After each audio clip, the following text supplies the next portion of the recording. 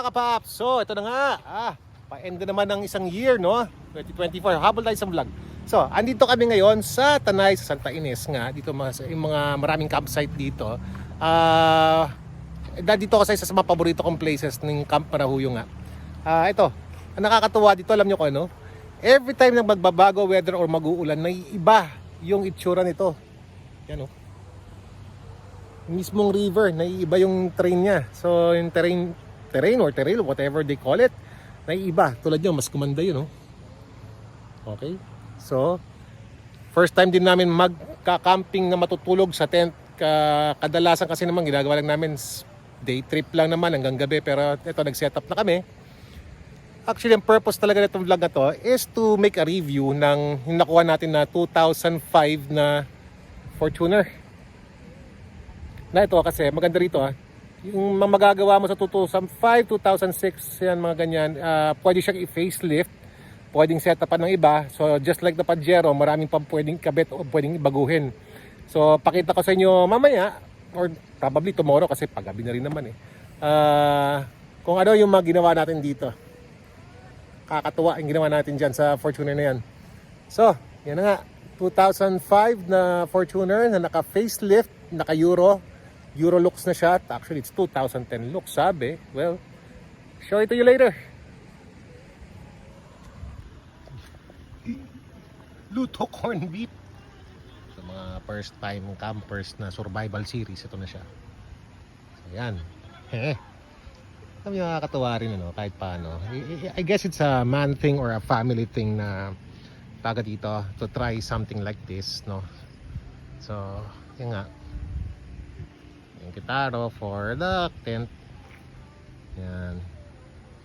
So for the setup, ito unti-unti ko to setup ito. Actually, this awning I got it for, I think it was 7.5 back then sa gawaan sa Marikina. Natahian talaga siya. Then bumili lang ako nitong extension. Actually mahaba, supposed to be pa yan. Kaso nga lang yung kinakabitan ng tali, yung naangklahan medyo malambot kaya hindi ko ma-extend. Tsaka besides may dadaan pa dito So yan, mamayang konti bubuksan na natin yung ilaw doon. Nabili natin sa Lazada. So yun nga, nabanggit ko nga yung awning na to. The size is 2.5 by 2 by 2.5 I think, yeah. So I got it for 7.5. Mura lang. Kinabitan natin dito. So nagsimula yan dun sa aking X-Trail. Ayan. Then nakabit sa Pajero. Then ito nga, ito na, nasa Fortuner na siya. So dito, ganda ng loob ng itong campsite na to. So ayan siya sa gabi. Daughter. May basketball court doon. Of course may maliit na tindahan, may mga ganito dito. Yan. And the side of ito. Doesn't do justice talaga pag sa camera, no? Ganda talaga. Napakakalma ng river. Yan siya. Okay. So, yun nga. Hey, doggy. Doggy. Yan yung mga aso pa rito. So, masaya dito. Okay, well, gabi na. Ito na, binuksan na natin yung mga ilaw natin. Ang masarap lang sa camping kasi pagkasama mo family, nakakawala ka sa hustle and bustle sa city, no? Yung ingay sa city dito, tahimik kayo, makapagkwentuhan kayo, mga bata, yung bonding nyo. Hirap ng buhay ni Superman. Kaya mo yan. Yan na. Tatadan!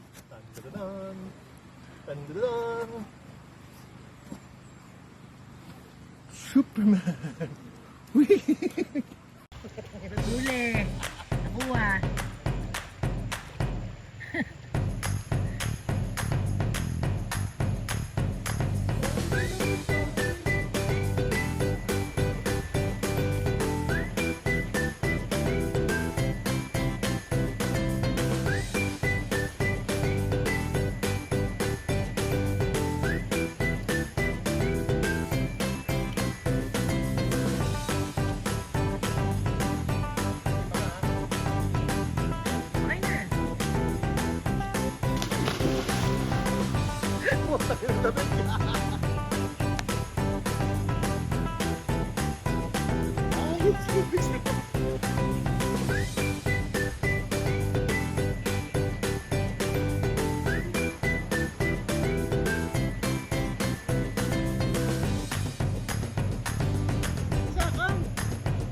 So, tuloy natin yung car review natin for Toyota Fortuner na 2005 model na naka-facelift, naka-Eurolux, and naka-Rancho na shock absorber.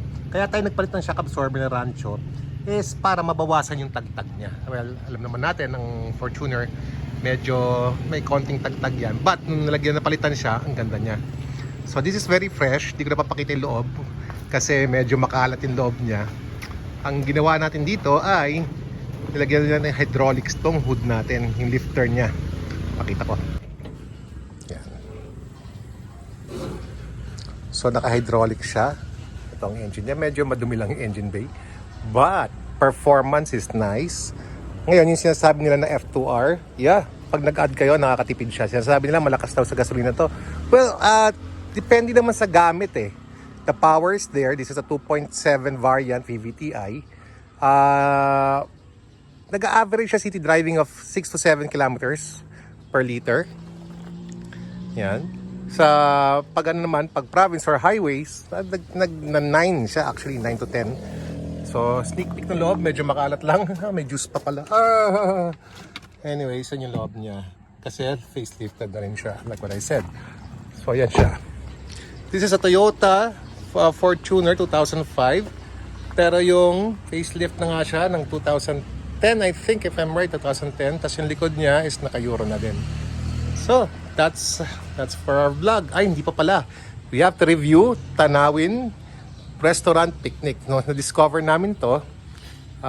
You can Google it, Tanawin Restaurant and Picnic. Yan, dito siya. Very cozy restaurant. Very nice. And the best thing about this one, hindi siya ganun ka-crowded. Unlike sa Tanay na, medyo crowded. Ito ang view mo.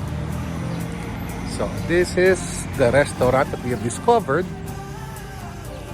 Ang daan naman ito, pag papakakit ka ng Tanay, may makikita ka sa Marilaki na yung arco. Before that arco, just turn left. So, very, very cozy siya. And the price, nako, napaganda. Hindi siya overpriced na katulad ng mga restaurants for with this kind of view. Yeah. So guys, that concludes our vlog, no? So, again, like and subscribe.